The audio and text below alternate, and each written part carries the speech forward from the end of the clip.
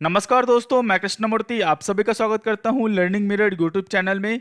दोस्तों, आज मैं आपको बताने वाला हूं कि आप जो है large cap mutual funds ETF में लमसम और सिप में डिफरेंस क्या है। अगर आप खुद से पोर्टफोलियो अपना चूज करते हैं या बनाते हैं, उसमें क्या डिफरेंस है, दोनों के रिटर्न में कितना डिफरेंस आ सकता है, तो कितना आपका अमाउंट पे इफेक्ट पड़ सकता है, सबके बारे में जानेंगे। वीडियो देखते रहें। वीडियो अच्छा लगे तो लाइक करना, सब्सक्राइब करना और शेयर करना। सबसे पहले जो है वैल्यू रिसर्च ऑनलाइन.com म्यूचुअल फंड के लिए सबसे बेस्ट वेबसाइट है। आप ये ओपन कर लें। यहाँ पे फंड्स का ऑप्शन आ रहा है, फंड्स के ऑप्शन पे क्लिक करें। मैंने लास्ट वीडियो बनाया हुआ है कि आप ईएलएसएस म्यूचुअल फंड्स में जो है कैसे क्या करना है, वो आप एक बार देख सकते हैं जाके। यहाँ पे मैं आता हूँ नीचे, यहाँ पे मैं लार्ज कैप वाले फंड्स पे क्लिक करता हूँ। जैसे ही मैंने क्लिक किया, डायरेक्ट वाले में क्यों नहीं ले रहा, क्योंकि यहाँ पे आपको लॉन्ग टर्म का रिटर्न नहीं दिख पाएगा। तो मैं यहाँ रिटर्न्स पे क्लिक करता हूँ, यहाँ पे मैं लॉन्ग टर्म पे क्लिक करता हूँ। यहाँ पे देखें लॉन्ग टर्म में आपको रिटर्न नहीं है, तो मैं यहाँ पे रेगुलर वाले पे क्लिक करता हूँ। डायरेक्ट वाला को यहाँ पे अनटिक कर देता हूँ। यहाँ पे देखिए 15 ईयर्स का रिटर्न आपको यहाँ पे दिख जाएगा। जो भी रिटर्न है 13.18, 14.62, 10.90, आप जो बात करते हो 2% पर 3% डेली का, 5% डेली का, वो जो है आप थोड़ा बहुत सोच समझ के इन्वेस्ट करें उस वाले स्कीम्स में। मैं फिर से बोल रहा हूँ, रियलिस्टिक रिटर्न आपको मानना पड़ेगा। रियलिस्टिक रिटर्न मतलब होता है कि कितना रिटर्न आप लॉन्ग टर्म में अचीव कर सकते हो। तो कोशिश करो, अगर आपका 12 to 15% का रिटर्न है तो आपका जो है अचीव हो जाएगा। 25%, 40%, 45% ये जो है एस्ट्रोनॉमिकल रिटर्न है, समझ गए। मार्केट ऊपर है हो जाएगा, लेकिन ये होता नहीं है लॉन्ग टर्म में। ये चीज़ हमेशा ध्यान रखना। 2%, 3%, 4% डेली ये जो है वर्कआउट नहीं करेगा आप पे। तो हमेशा रिटर्न रियलिस्टिक रखना। मैं फाइनेंशियल प्लानिंग में 10 to 12% का लेता हूँ। आप चलो 12% कम लगता हो आपको, मेरे लिए तो बहुत है। आप 12 to 15% के आसपास में रहो, काफ़ी अच्छा रहेगा। यहाँ पे देखो 15 ईयर्स का रिटर्न 13.18, फ्रंट एंड इक्विटी 14.62, 10.90, 12 यहाँ पे देखो बीएनपी लार्ज कैप 12.74। मैं आपको एक ही चीज़ बोलना चाहता हूँ, आप जब भी म्यूचुअल फंड चूज करें, कोशिश करें आप रिटर्न जो है 1 ईयर, 3 ईयर, 5 ईयर का मत देखें। वो वर्कआउट नहीं करता। मार्केट ऊपर है, सब कुछ अच्छा दिखेगा आपको।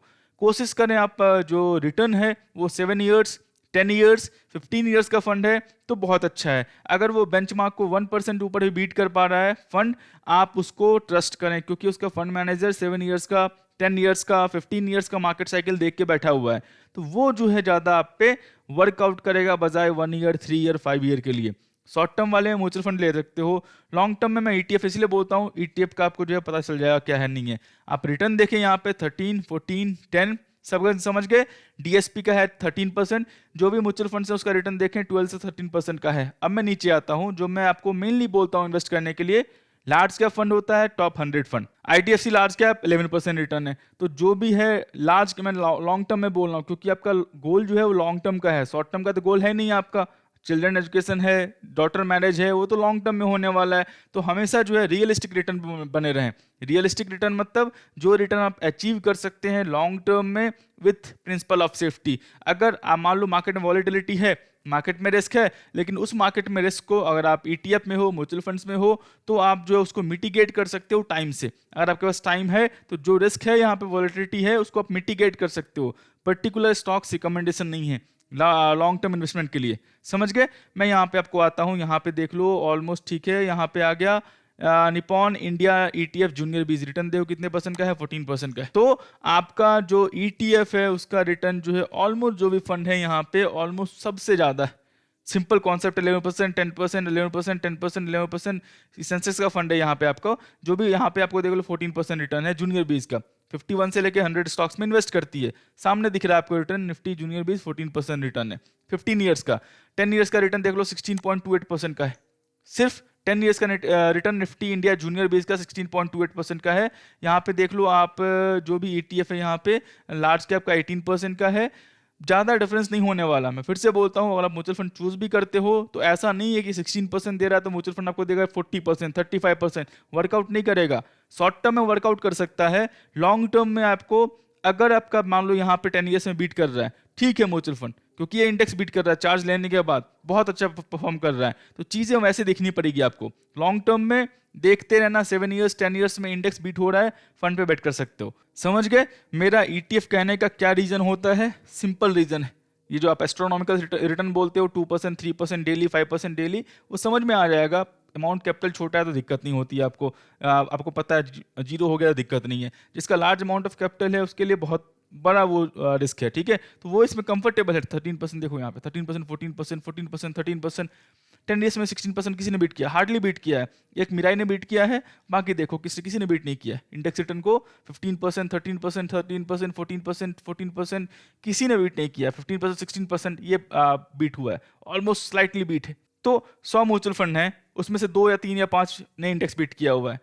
तो चीज़ें क्लेरिफाई रखो, चीज़ें अपना गोल जो है क्लेरिफाई रखो, क्या है नहीं है बिल्कुल क्लियर रखो, समझ में आ जाएगा। 12 to 15% का गोल है आपका, अचीव कर लोगे लॉन्ग टर्म में, ज़्यादा आपको दिक्कत नहीं होने वाली। समझ गए। अब मैं बोलता हूँ सर मैं खुद से पोर्टफोलियो बनाऊँ, तो खुद से पोर्टफोलियो बनाओगे बेटर है म्यूचुअल फंड या ईटीएफ। ईटीएफ समझ में नहीं आता है, म्यूचुअल फंड में चूज करो। मैं बता रहा हूँ क्यों। अगर ये इंडेक्स बीट भी नहीं करती है म्यूचुअल फंड्स, तो 1%, 2% ऊपर नीचे होता है, दिक्कत नहीं होती आपके पोर्टफोलियो पे। 2% का रिटर्न लॉन्ग टर्म में ज़्यादा है, मैं मानता हूँ, लेकिन अगर आप खुद से इन्वेस्ट करोगे तो आपका रिटर्न रहेगा 4%, 3%, 2%। ये मैं जानता हूँ, क्योंकि प्रोफेशनल का गेम जो है वो बिल्कुल अलग है। आपको समझ में नहीं आएगा, शॉर्ट टर्म में शायद बीट करता होगा आपका रिटर्न, लॉन्ग टर्म में ये प्रोफेशनल गेम है। प्रोफेशनल को ही करने दे, और जो प्रोफेशनल को ये काम आता है वो कंपनी खोल लेते हैं, वो आपको मार्केट में आके बताएंगे नहीं कैसे रिटर्न बीट होता है। वो सीधा सेबी से रजिस्ट्रेशन लेते हैं, कंपनी ओपन कर लेते हैं, और वो रिटर्न बीट करते हैं इंडेक्स का, उसका वो पैसा कमाते हैं। सिंपल कॉन्सेप्ट है, ये चीज ध्यान रखना। मैं बता रहा हूँ आपको, आप खुद से मैनेज करोगे। एक म्यूचुअल फंड है और एक आपका रिटर्न हो गया, उसमें डिफरेंस मैं बता देता हूँ। यहाँ पे मैंने ओपन कर रहा हूँ, यहाँ पे मार्केट रिटर्न पे सिप कैलकुलेटर ओपन कर रहा हूँ। मैं यहाँ पे सिप का ही बता रहा हूँ आपको। सिप का है यहाँ पे मान लो 25,000 नहीं, मैं 10,000 रुपीज़ पर मंथ लेता हूँ, करेक्ट। एक रिटर्न है 16% का रिटर्न है आपका, क्या बोलते हैं, जूनियर बीज का, लास्ट 10 ईयर्स का। तो 10 ईयर्स का रिटर्न कितना हो गया, यहाँ पे 17 लैक्स का आपका नेट गेन हुआ है। मान लो 17 लैक्स का आपका नेट गेन हुआ है, 12 लाख का आपका इन्वेस्टमेंट था, उसमें आपने 17 लाख रुपीज गेन किया है। आपका टोटल इन्वेस्टमेंट हो रहा है ऑलमोस्ट 30 लाख के आसपास। ये 16% रिटर्न के आपका सिप अमाउंट है। अब मान लो कोई म्यूचुअल फंड देता है 15% रिटर्न, 14% रिटर्न, तो देखो 14 लाख, क्या 30 लाख था, वो 4 लाख रुपीज का आपका लॉस हो गया।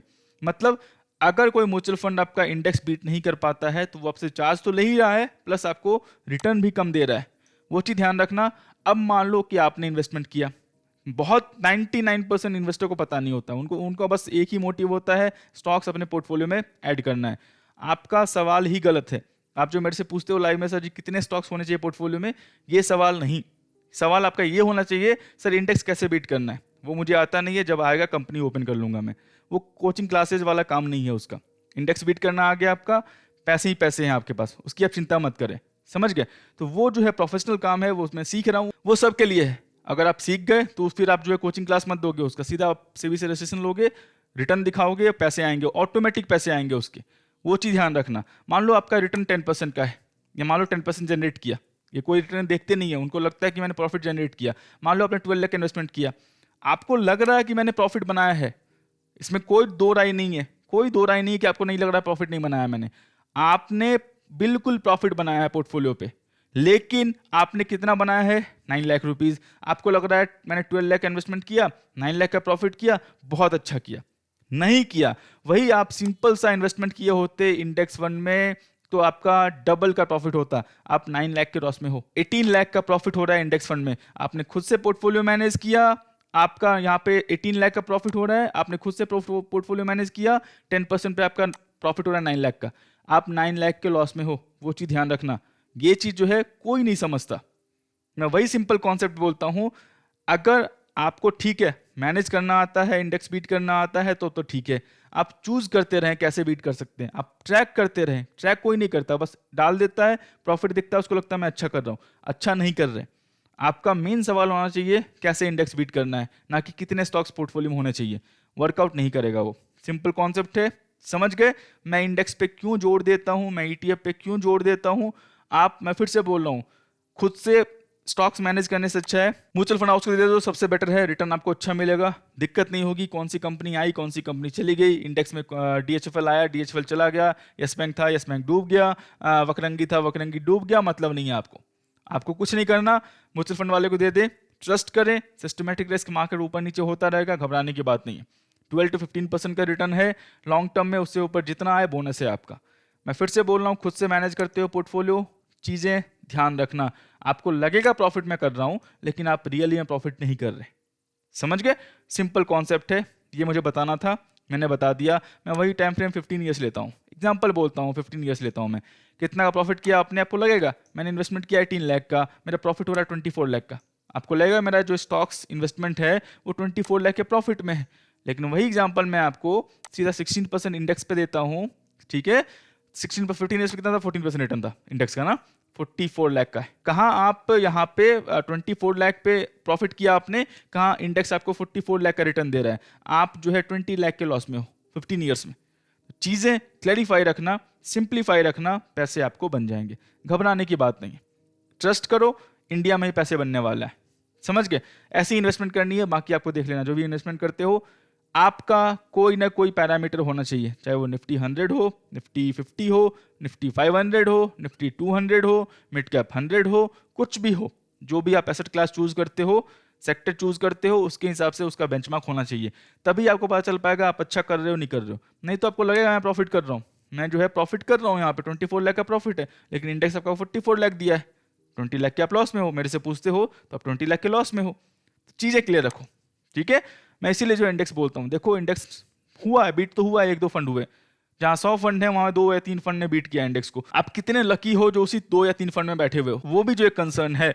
तो मैं नहीं बोलता कि म्यूचुअल फंड आपको नहीं लेना, बिल्कुल भी। आप ETF और म्यूचुअल फंड्स में मिक्सअप कर लें, और आप खुद से चूज करते हैं पोर्टफोलियो, प्रोफेशनल नहीं है, बेटर है म्यूचुअल फंड चूज करें। ETF समझ में नहीं आता है तो समझ गए। तो मेरा बताने का तरीका ये था, मैंने बता दिया है, सिंपल कॉन्सेप्ट है, मैंने पूरा दिखा दिया आपको ऐसे होता है। सिप इन्वेस्टमेंट आपको देखना है तो यहाँ पे आप देख सकते हो, क्लिक करोगे आपको सिप इन्वेस्टमेंट जो है यहाँ पे आपको दिख जाएगा, सब कुछ जो है यहाँ पे आपको दिख जाएगा, क्या है नहीं। तो दोस्तों मैं आशा करता हूँ वीडियो आपको अच्छा लगा होगा। वीडियो अच्छा लगा हो कृपया लाइक करें, सब्सक्राइब करें, शेयर करें। ट्रेडिंग और डीमैट अकाउंट लिंक जो है वीडियो को डिस्क्रिप्शन में है, वहाँ पे जाके ओपन कर सकते हो। कुछ भी सहायता होता है, मैं नाइट को 8 PM लाइव आता हूँ, वहाँ पे आके पूछ लेना। सारे social media site Telegram, Instagram, Facebook, Twitter, जहाँ भी आपको लर्निंग मेरे दिखे ज्वाइन कर लो। तब तक के लिए दोस्तों धन्यवाद।